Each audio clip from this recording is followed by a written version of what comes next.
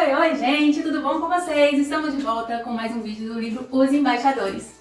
Olá, tudo bem? Que bom estar aqui de volta com vocês. E hoje uma história extraordinária, uma história estranha também, Sim. mas que traz muitas lições para a nossa vida, né? Verdade, mas antes da gente entrar na lição dessa semana, né, no capítulo do livro dessa semana, eu só quero lembrar você que ainda não é inscrito no canal para que você não perca mais tempo. Inscreva-se aí, ative o sininho para você ficar por dentro de todos os vídeos, ser notificado sempre que um vídeo novo aparecer aqui no canal. Também não se esqueça de deixar seu like aqui nesse vídeo e deixar seu comentário também falando o que chamou a atenção no capítulo dessa semana. Todos os seus likes e os seus comentários ajudam a que a lição ilustrada seja divulgada e levada a outras pessoas. E para que também seja levada a outras pessoas, compartilhe esse vídeo com seus amigos, assim eles também vão ter acesso à palavra de Deus através desses vídeos. E só lembrando, para quem não assistiu o vídeo anterior, né, não está sabendo ainda, nós temos uma maneira agora de você que gosta do Lição Ilustrada, que acompanha o nosso trabalho, que quer ajudar que esse trabalho continue, tem uma maneira agora de você ser parceiro do Lição Ilustrada através desse código que está aparecendo aí, é um QR Code, que através dele você pode fazer uma doação para o Lição Ilustrada. Quem conhece o canal, que acompanha o canal há um bom tempo, sabe que a gente tem um pouco de dificuldade às vezes para fazer os vídeos semanais, né, os vídeos toda semana, porque os programas que a gente usa para estar fazendo as animações são programas pagos. E às vezes há uma pequena dificuldade em manter, né, a assinatura desses programas para que seja feito a lição, né, de forma ilustrada. Então, se você quer ajudar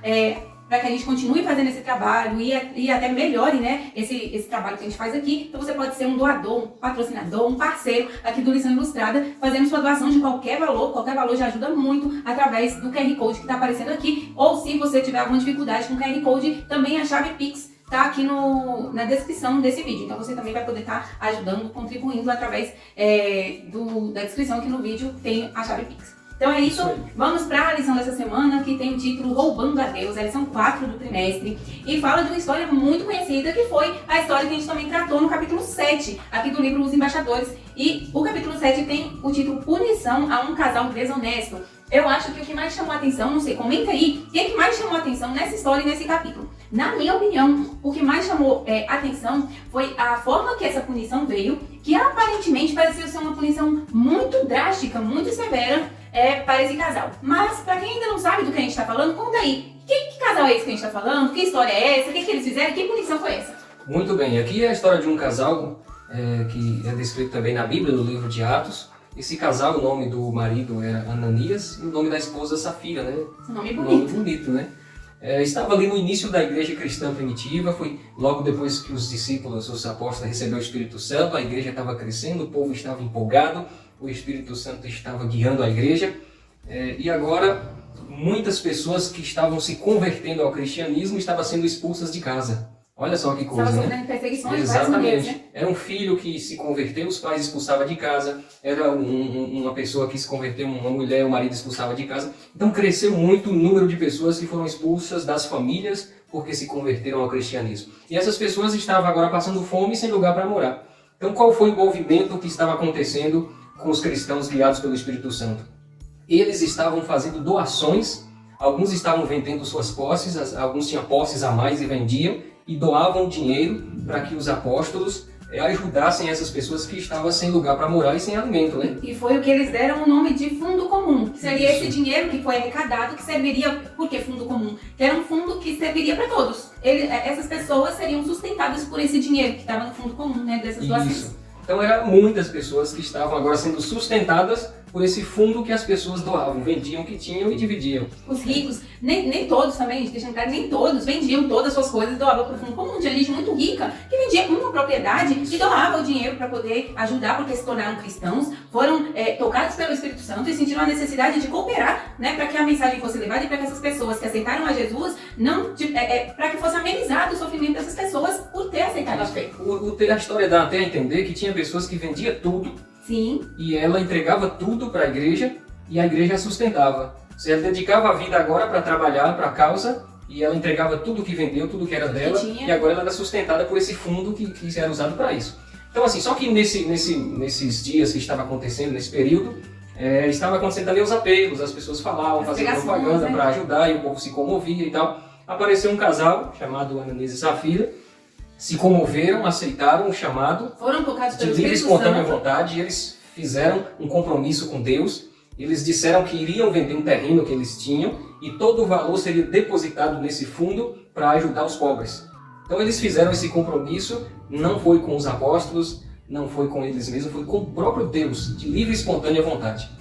E aí é parecido com aquelas pessoas que vão para um sermão, para uma campanha evangelística, ouvem aquela mensagem maravilhosa, o Espírito Santo toca no coração, são comovidas, aceitam, né, aquilo que foi proposto na mensagem, só que aí depois, quando volta para casa, que volta para as atividades do dia a dia, aí começa a pensar assim, eu não sei se o que eu falei, assim, tô meio arrependido, acho que não é muito minha praia isso.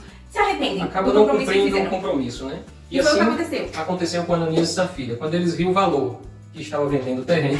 E pensou, todo aquele dinheiro seria agora dado para o ministério, dado para os apóstolos, para os pobres. É muito dinheiro. Mas e agora? O que iremos fazer? Nós, se não levarmos o que prometemos, ficaremos com uma imagem péssima perante a igreja, né? Então o que eles combinaram? Vamos levar uma parte para lá, falar para eles que vendemos o terreno por essa quantia e entregar lá. E uma grande parte fica para nós. E o pior ainda, eles pensaram, com essa parte que a gente doou lá, né? A gente vai falar que foi todo o valor que a gente conseguiu, a gente vai doar e a partir desse momento agora a gente vai ser sustentado pelo fundo comum. Isso. E o outro que a gente pegou pra gente vai ficar ali nossa reserva, ninguém precisa ficar sabendo que a gente tem esse dinheiro. Isso mesmo. E assim o fizeram, mas primeiro foi o Ananias levar o dinheiro e chegou na frente do apóstolo Pedro. E Pedro já sabia de tudo, porque o Espírito Santo já falou com ele. Já tinha recebido a revelação do Espírito Santo. E ali ele entrega o dinheiro e Pedro faz questão de perguntar se foi aquele valor mesmo que ele vendeu no terreno. Aí ele, na verdade, Pedro, a hora que ele chega entregando dinheiro, já pergunta assim, por que você se deixou levar os ardis de Satanás e mentiu para o próprio Deus, para o Espírito Santo. Então ele já começa a falar para ele, eu sei que você está mentindo, não foi esse valor que você vendeu a propriedade. E aí, depois desse momento, ele já dá a sentença para Ananias, e nesse momento Ananias já cai duro morto. E morreu. Muito bem. Que coisa triste, né? Ele caiu morto, ali já tinha alguns irmãos de plantão, foi lá e sepultou ele, né? E ali depois de algum tempo mais tarde, 3 horas, diz a história, né? 3 horas mais tarde, chegou a Safira, a esposa do Ananias. E quando ela entra, o apóstolo Pedro faz uma pergunta para ela, e ele pergunta da seguinte forma, diga-me, foi esse o preço que vocês conseguiram pela propriedade? E aí ela respondeu assim, sim, foi esse mesmo. E Pedro disse para ela, naquele momento assim que... Antes de você falar a continuação, para deixar claro que nesse momento, quando Pedro faz essa pergunta para Safira, ele não estava tentando pegar ela numa armadilha, mas na verdade ele estava dando uma oportunidade de salvação para que ela se arrependesse, né? E confessasse a tramóia que eles inventaram ali, confessasse o ardil e ela teria chance de perdão. Mas ao invés dela se arrepender e confessar, não, ela sustentou a mentira até o fim, né? Falando, não, foi esse valor mesmo que a gente vendeu. Muito bem lembrado, ela poderia dizer assim, não, a gente errou e mentiu. Talvez ali ela reconhecesse o seu erro, se arrependesse, ela talvez teria uma oportunidade de se salvar. Mas ela confirmou a mesma história do marido e Pedro disse, por que vocês entraram em acordo para tentar o Espírito do Senhor? Ou seja, vocês entraram em acordo não foi para me enganar, foi para enganar o Espírito Santo, foi para enganar o próprio Deus. E aí pra mim acontece uma das coisas que eu achei mais drásticas na história, porque nesse momento que ele tá ali falando com Safira, chegam os rapazes que tinha acabado de sepultar o marido dela. E aí Pedro olha para ela e fala assim, ali estão os rapazes que acabaram de sepultar o seu esposo e agora eles vão levar você. Sepultar você também. E aí ela já cai morta. E aí ela também é enrolada, se não me engano, ele fala num tapete que estava lá e eles levam Safira também para ser sepultada depois disso. E eu fico pensando, meu Deus, que coisa, que história drástica e terrível. As pessoas contaram uma mentira e fizeram uma promessa a Deus, não cumpriram, contaram uma mentira e morreram instantaneamente. Já pensou se isso acontecesse hoje em dia? Dá pra você imaginar aí o medo que causou em muita gente a partir daquele dia, o temor, o respeito, a confiança em Deus, porque hoje em dia Deus não está agindo dessa forma. Por enquanto, nos nossos dias, eu não tenho nenhum relato da ação dele imediata assim.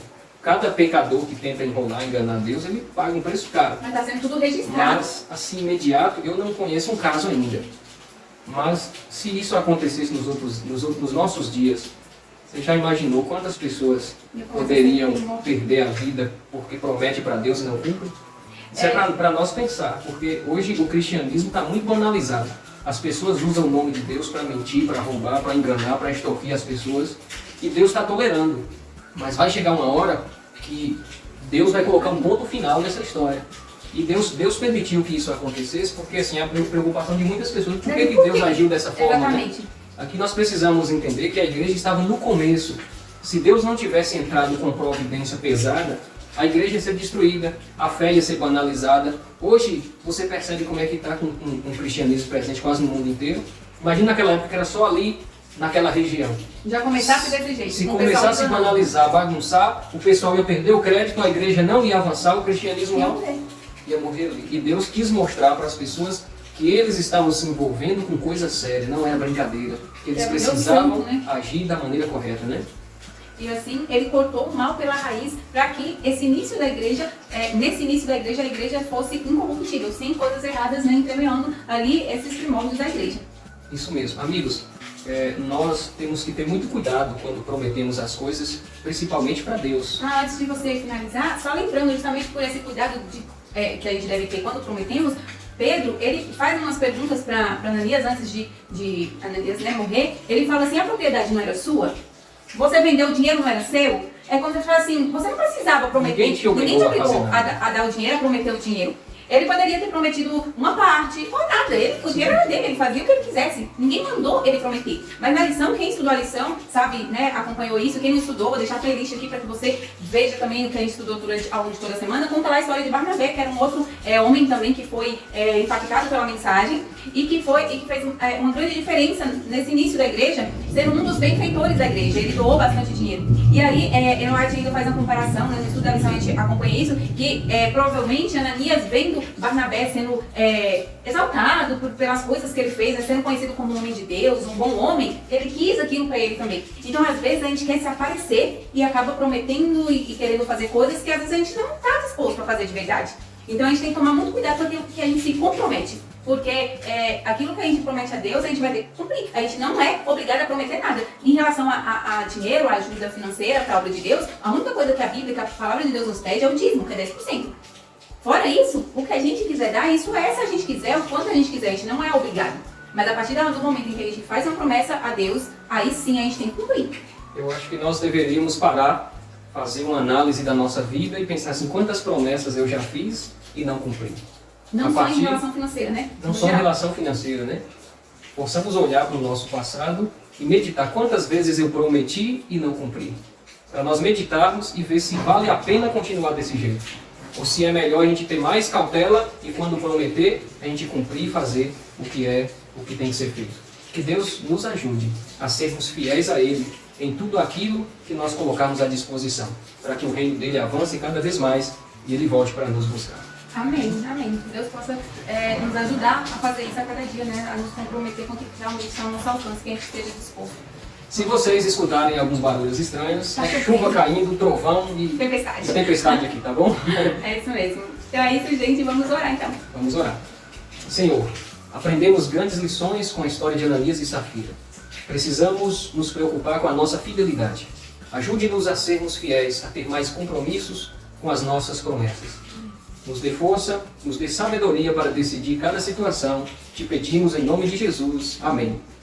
É isso, gente. Espero que você tenha gostado, aproveitado o vídeo, tenha aprendido com essa história. Eu aprendi bastante, espero que também tenha sido relevante para você. E amanhã a gente tem uma nova jornada de estudos aí iniciando. E tem também, hoje, eu acho que já saiu ou vai sair, mas fiquem atentos aí que sai a primeira parte do livro do ano dos Desbravadores. Então, fiquem ligados porque a gente vai maratonar 10 dias de vídeos e daqui 10 dias a gente vai estar com a playlist completa dos vídeos do livro do Desbravador. Livro do ano, né? Do livro do ano dos Desbravadores. Então, se você é desbravador, se você é diretor, se você é diretoria, já compartilhe depois com seu clube aí os vídeos para que todo mundo já inicie o ano com o pé direito, cumprindo o requisito.